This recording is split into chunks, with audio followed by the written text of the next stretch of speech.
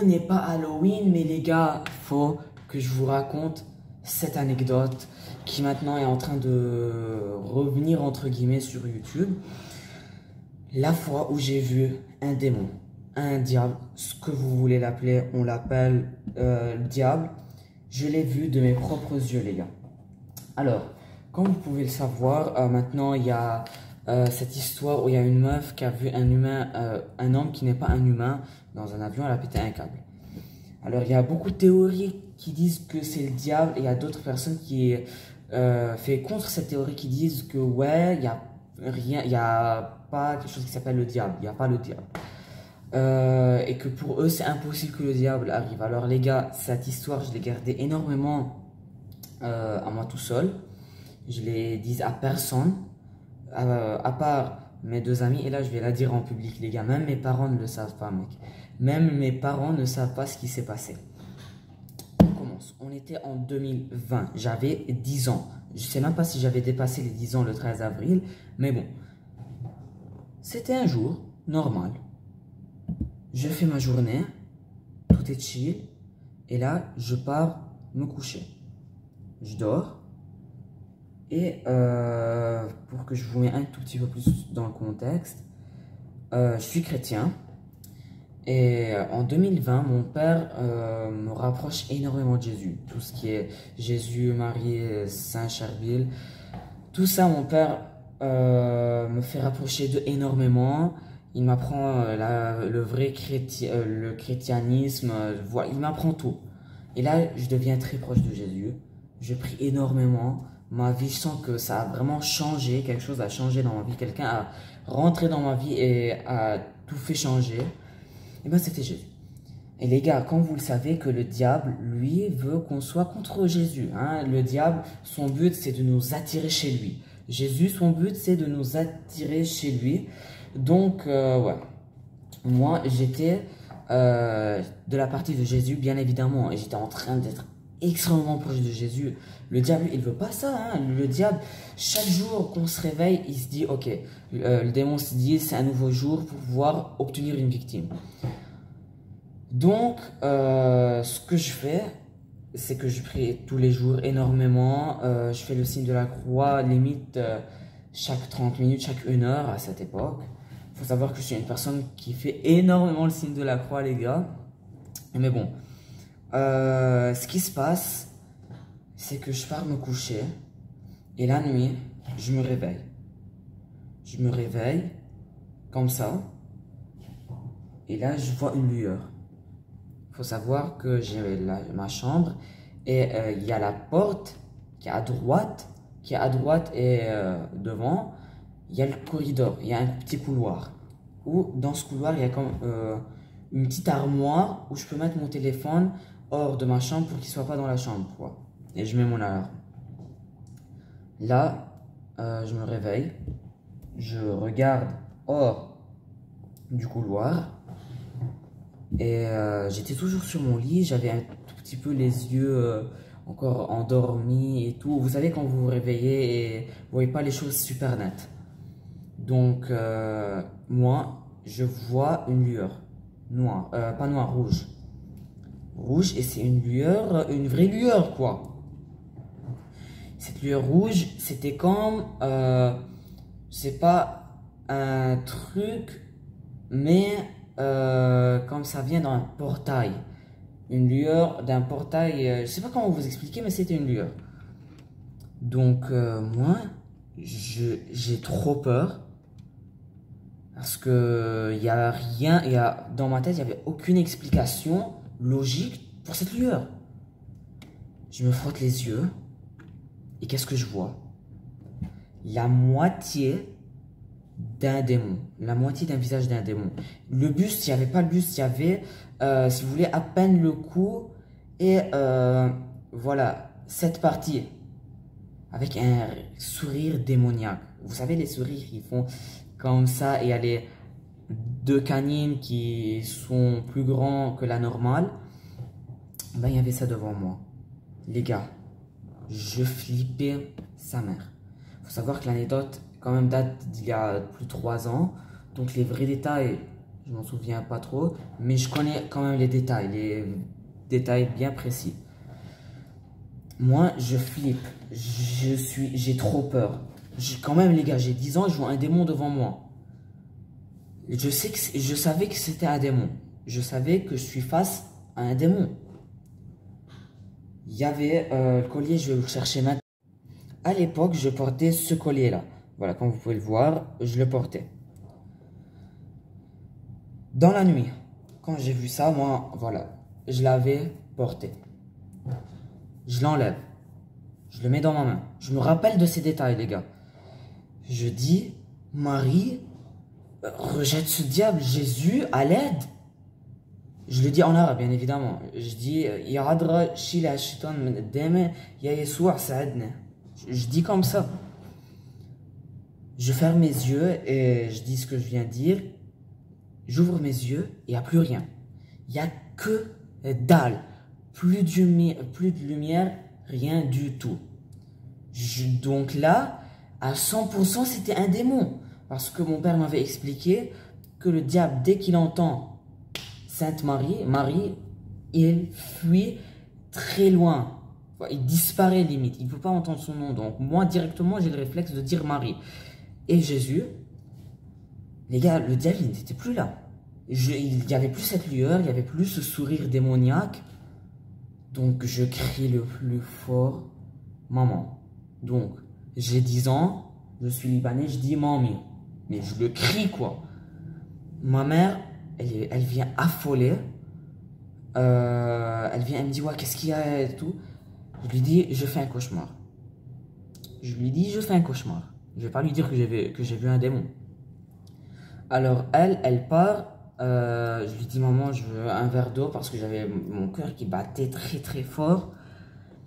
Et la cuisine, elle est loin. Moi, j'ai une grande maison, c'est pas pour me la péter, mais j'ai une grande maison, donc là, forcément, la cuisine est loin. Elle part et moi, je vais pas rester tout seul. J'ai 10 ans, donc maintenant, s'il y a des mecs qui vont m'harceler et tout, même si moi, je peux pas être atteint de harcèlement, mais qu'on soit bien clair, j'avais 10 ans. Je supporte pas l'idée que ma mère est loin de moi plus d'1 mètre, donc je la suis à la cuisine. Elle me dit, ouais, pourquoi t'es pas resté là-bas? Je lui dis, j'ai peur. Hein. Je lui dis, sincèrement, j'ai peur. Je bois et elle me raccompagne au lit. J'ai 10 ans, je vois un démon. La moindre des choses, je lui dis, maman, s'il te plaît, dors à côté de moi cette nuit. Je peux pas. Donc, elle m'explique c'était quoi le cauchemar et tout, pour que t'aies plus peur de ce truc. Je lui dis, ouais, j'ai oublié et tout. Donc, les gars, je continue le reste de la vidéo une semaine plus tard. C'est pour cela que j'ai pas les mêmes habits. Donc, je vous disais, je continue de dormir et je n'arrive même pas à fermer les yeux.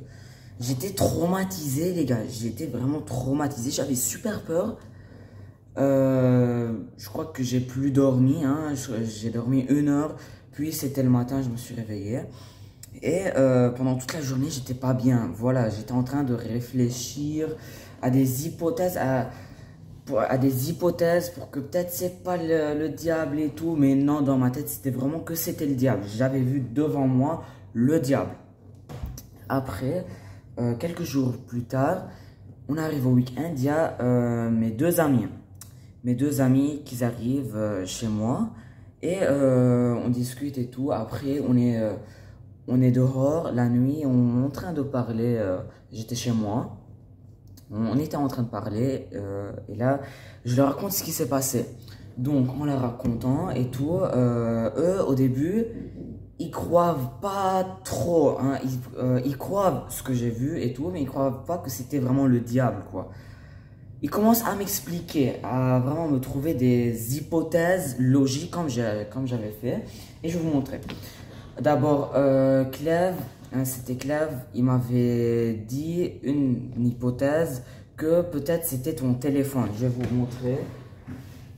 Mon téléphone, là, je vais éteindre, voilà. Mon téléphone, il y a des petites lumières, comme vous pouvez le voir. Hein, ça fait de la lumière. Donc, des fois, ça peut faire une lumière rouge. Je ne sais pas c'est quoi cette fonctionnalité et tout. Mais bon. Il me dit, ouais, peut-être c'est ton truc du téléphone et tout, parce qu'il avait le même téléphone que moi. Je lui dis non, c'était permanent. C'était toujours là. Donc, comme vous pouvez le voir, ça éteint, ça s'allume et ça éteint. Ça s'allume et ça s'éteint. Avant, c'était permanent. Voilà, et c'était une lueur rouge permanente. Et quand j'ai frotté mes yeux, il y avait quelque chose, quoi. Il y avait une semi-tête avec un rire plutôt démoniaque. Donc, c'était pas possible que ça soit le téléphone. Après, il y avait aussi un de mes amis Bombache qui m'avait expliqué que, ouais, peut-être t'as halluciné, peut-être c'était un rêve et tout. Peut-être c'était un rêve dans un rêve. Donc, je sais pas si vous comprenez les rêves dans les rêves. C'est quand tu rêves que tu es dans la vraie vie et que tu te réveilles d'un rêve, mais que tu es en train de rêver encore. Donc, il m'avait dit ça, mais il y avait toujours le verre d'eau qui était dans ma chambre, hein, parce que quand ma mère était partie, elle m'avait donné un verre d'eau et je l'ai gardé à côté de moi. Et pas possible les gars, hein. Pas possible, je me suis frotté les yeux et il y avait la sensation, parce que des fois quand tu es dans un rêve, tu sens pas vraiment les choses que tu fais. C'est pour cela que des fois on se pince pour voir si c'est vraiment un rêve. Donc non, moi je m'étais frotté les yeux et tout, et quand je me suis réveillé, il y avait ma mère à côté de moi, à côté du lit. Donc c'était pas possible que ça soit un rêve, c'était vraiment le diable. Jusqu'à maintenant. Je vous le dis en vidéo, parce que jusqu'à maintenant, j'ai pas dit ni à ma mère ni à mon père. Je sais pas s'ils vont regarder cette vidéo et ils vont découvrir, hein. Donc, je voulais le dire parce qu'il y a une femme dans un avion, comme vous avez su le drame, qui a vu comme un homme pas humain. Il y a beaucoup de personnes qui sont en train de dire ouais, il n'y a pas le diable, c'est pas possible que le diable peut venir et voilà quoi, si c'est possible les gars. Moi, il est venu quand j'avais 10 ans quoi, 10 ans, 9 ans, quelque chose comme ça. C'était traumatisant. Je n'oublierai jamais, mais vraiment jamais, cette histoire les gars. C'était, je veux pas dire incroyable, mais traumatisant. Ce que je dois en déduire de cette leçon, ne jamais se faire avoir par le diable. Donc là, j'avais soit deux solutions, j'avais deux routes à faire. Soit j'oublie, j'arrête de prier comme j'étais en train de faire avant, parce qu'avant je priais énormément. Comme je vous l'ai dit au début de la vidéo, j'étais en train vraiment de m'approcher le plus possible de Jésus. Donc soit je continuais, soit j'arrêtais. J'ai voulu continuer, parce que ça c'est un obstacle de la vie spirituelle, que si tu vas t'arrêter là, aller dans un autre endroit, ça peut changer des vies les gars. Donc moi maintenant, je vais me considérer comme une personne super sainte. Je suis super gentil, je prie énormément et tout, c'est pas pour me prendre la grosse tête ou quoi. J'ai beaucoup de défauts, je fais beaucoup de choses pas bien, mais comme je fais beaucoup de choses très bien et tout, ma manière de penser même est différente. Si j'aurais pris la voie d'arrêter de prier et de me faire avoir par le diable, peut-être là les gars, je serais une personne super malsaine. Peut-être quand je vais grandir, si j'avais pris la voie du diable, je pouvais prendre de la drogue et tout. Heureusement que je suis resté sur la voie de Jésus. Et c'est juste une question de mental les gars. C'est soit tu restes avec Jésus, et c'est lui qui va te donner les bonnes idées, les bonnes choses. Soit tu t'abandonnes Jésus, le diable va te manger. Et après, soit tu seras un homme méchant ou un homme catastrophique qui prend de la drogue et tout, ce genre de truc quoi. Les gars, oui, je voulais le préciser, quand je dis de la drogue et tout, les gars, c'est pas que je dis que les personnes qui prennent de la drogue, c'est des mauvaises personnes, mais je parle plutôt de la drogue avec des prostituées, la fête et tout, la fête avec des prostituées, des nudes, Pornhub et tout ça, quoi. C'est ce que je veux dire. De drogue et tout ce genre de trucs. Donc, les gars, pouce bleu, abonnement, cloche de notification. Faites attention à vous, hein. Et ce message-là, je ne le donne pas qu'aux chrétiens. Donc, tu peux être très bien chrétien et se passer ça, comme tu peux être musulman et se passer ça aussi. Parce que, comme je le sais, dans l'islam, il y a toujours le diable. Il y a le diable, djinn, shaitan et tout ça, quoi. Donc, la théorie du diable, elle est elle est là, ça existe, le diable existe, quoi. Même si je suis chrétien, ça s'est passé, pour un musulman, ça peut se passer. Pour quelque chose d'une autre religion, ça peut se passer. Moi, je connais juste ces deux religions, donc ouais. Faites attention à vous, prenez toujours la bonne voie de votre religion. Moi, ma religion c'est chrétien, donc je vais prendre bien évidemment la voie de Jésus. Ne prenez pas la voie sombre. Faites attention si vous êtes déjà dans la voie sombre et que vous avez du mal à vous en sortir. Faut demander l'aide si vous êtes chrétien du pape, pas du pape, du prêtre. Ou si vous êtes musulman, alors je n'y connais pas trop, mais voilà, aidez-vous. Si vous êtes déjà dans le piège, aidez-vous de l'extérieur. C'est ce que je peux vous donner comme conseil. Eh ben, faites attention à vous et ciao ciao.